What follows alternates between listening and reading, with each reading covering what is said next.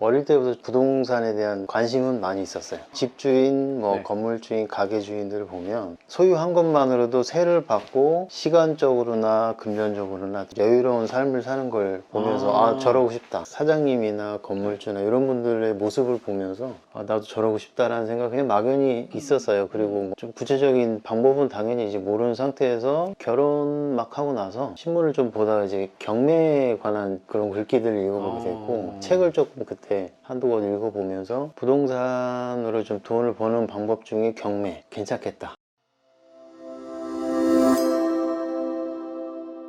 반지하는 선생님도 이번에 정확히 경험하셨겠지만 대출 금액이 적고 반지하라고 하면 은행이 그렇게 선호하는 물건은 아니란 말이에요. 그래서 오히려 덩치가 점점 큰 걸로 가는 게 더 잘 맞을 거예요, 선생님 상황에는. 오늘 제가 선생님 만나기 전에 원래 법원 갔다가 온다고 했었잖아요. 네. 근데 고민하다가 아침까지도 가려고 하다가 안 가고 선생님 바로 만나고 온 이유가 유찰을 많이 됐는데 금액이 너무 작았어요. 한 5천만 원대였거든요. 대출을 아마 잘 받으면 한 4천만 원대일 건데, 대출 나오면 그 금액은 무주택자 대출이 없는 사람한테는 되게 잘 맞을 수도 있긴 한데 저한테는 잘 안 맞는 물건이어서 그냥 또 생각이 자꾸 달라지는 거예요. 그 핑계를 잡은 게 아침에 조회수를 보니까 5개나 있다, 이걸로 핑계를 저도 잡은 게 아닌가 생각이 조금 들어요. 그래서 대출도 잘 받은 거고. 그러면 선생님에 관해서 좀 여쭤볼게요. 선생님은 누구보다 안정적인 회사에 재직하고 계시잖아요.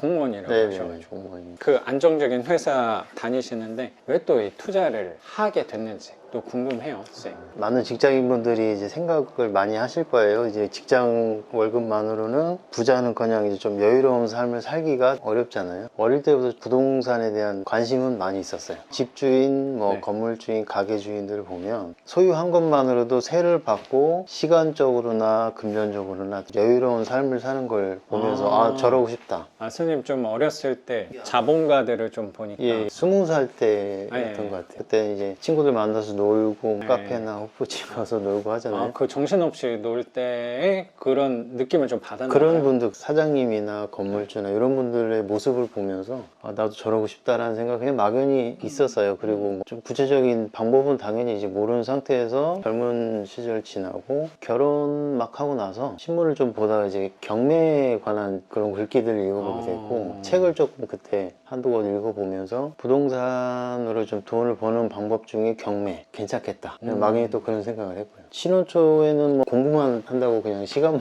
보냈던 것 같고. 한 10년 정도 전이라고 생각하면 될까요? 예. 경매를 관심을 갖고 공부했던 거는 꽤 전이네요. 매력적이었다는 생각이 들었던 것 같아요. 원래 정가에서 싸게 받을 수 있다, 싸게 사서 그 차익이 괜찮다라는 생각을 했고, 그땐 당연히 이제 월세로 해서 현금 흐름 이런 건 생각을 못 했지만 괜찮다라는 생각을 했고, 또 특히 이제 대출을 받아서 내 돈이 들어가서 내 부동산으로 만들 수 있다라는 생각이 괜찮다라는 생각을 했고, 공부만 하다가 처음으로 해봤던 거는 인터넷에 이제 동영상 조금 보고 책 좀 보고 2번 그때 유찰됐던 빌라거든요, 이용이. 그때는 독학 그리고 네. 인터넷 수업 듣고 혼자 하고 그게 가서 한 언제쯤 하셨던 거죠? 그때 선생님 아마 책 나올 때였어갖고 19년 20 그때 이제 처음 낙찰 받은 게, 계산을 저 나름대로 입찰가 얼마 썼을 때 대출이 얼마가 될 거다, 월세는 1000에 60 계산해보자, 맞춰보니까 2번 유찰됐지만 70%, 그러니까 한 번 유찰된 금액 언저리에서 써도 괜찮겠다는 생각을 해서 한 8천 정도의 낙찰을 받았는데, 선생님간에는 힘을 되게 준 거네요. 예, 입찰까지. 힘을 좀 줘서 낙찰을 받으려고 썼는데 낙찰을 잘 받았어요. 근데 대출을 알아보다 보니까 상황이 제가 생각했던 미리 고른 쪽으로는 알아보지 못하고 입찰을 했는데, 저는 이자만 내도 된다고 생각을 하고 입찰을 했어요. 이렇게 입찰해서 대출을 받고, 맞아요. 처음에는 그 생각할 수 있죠. 원금이자를 같이 내야 돼서 그렇게 선생님 됐어도 처음 공부했던 15년 전이라면 이자만 냈을 건데 네네. 4년?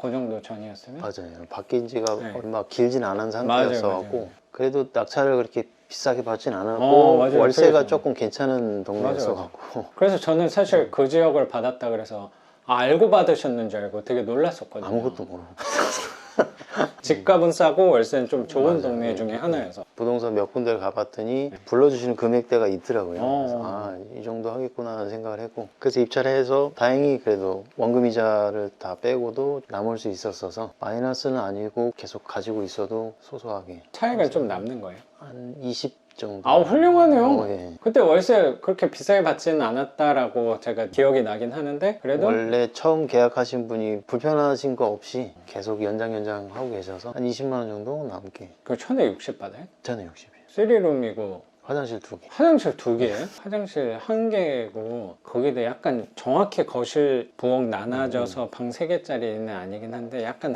방 하나가 미닫이 문인 게 있어요. 교육생 문 중에. 그 말은 선생님 집보다는 못생긴 집이라는 거예요. 근데 월수리를 하긴 했어. 근데 그게 작년 하반기 때 2천을 90에 나갔어요. 그러면 좀 아깝죠. 아깝죠.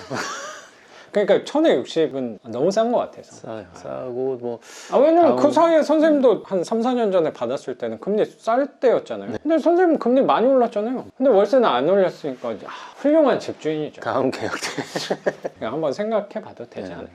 아니 10만 원 올려요. 올려야 되는 집입니다. 보탬이 충분히 될 수 있지 네, 않을까 네. 생각도 들어요. 그러니까 어떻게 또 바라보실지 모르겠는데 월세를 자꾸 제가 어쩌면 선생님한테 올리라고 하는 게 어떤 사람한테는 저 욕심 되게 많네라고 혹시라도 생각할지도 모르겠는데 집주인이 좋은 마음도 분명히 있겠지만 수익금을 정확히 갖고 가지 못하는 거는 임대인의 책임도 있다고 생각해요. 제 나름대로는. 거기 잘 받으면 그냥 이거 집 하나가 더 들어오는 걸 수도 있단 말이에요. 컨디션마다 좀 차이는 있겠지만 그렇죠. 그럼 거기서 뭐 20만 원, 30만 원 올리라는 게 아니고 5만 원, 10만 원을 올리는 게 좋은 방향이 아닐까라는 생각도 제가 조심스럽게 드는 것 같습니다. 선생님. 계약 만료가 또 다가오니까 2달 전에 꼭 잘 협의를 해보도록 그러니까 하겠습니다. 그 가격 이상은 무조건 받을 수 있으니까 우리는 항상 물어보기 전에 그 두려움도 있잖아요. 나가면 돈 빼줘야 되고 이런 세입자가 바로 들어올 수 있을까라는 불편함도 있을 네. 건데 그래도 그 이상은 충분히 받을 수 있을 거예요. 선생님.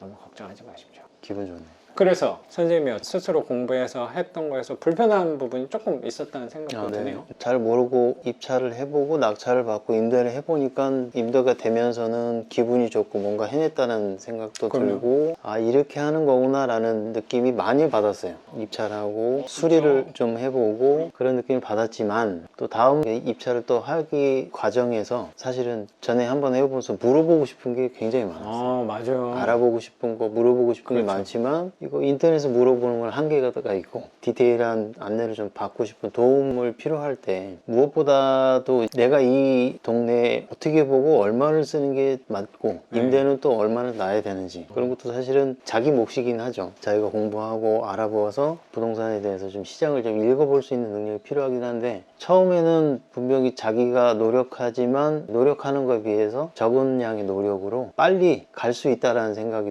들었어요. 그거는 당연히 먼저 하신 분, 많이 해보신 분한테 요령이나 디테일한 그런 것들을 배울 수 있으면 좋은 기회다라는 생각을 했는데 많잖아요. 경매를 해주는 데는 많은데 선생님 책이 처음에 나왔을 때 경매 한참 이제 막 공부하고 할 때 그때 읽어보긴 했지만 책을 읽으면서는 투자하시는 방향이나 월세를 세팅하면서 현금 흐름으로 가져가시는 게 그때 제가 생각했던 거하고 잘 맞다고 생각을 했던 차에 유튜브에 또 하나씩 이렇게 집수리 하시고 한 거를 카메라를 이렇게 드시고 막 하는 걸 봤어요.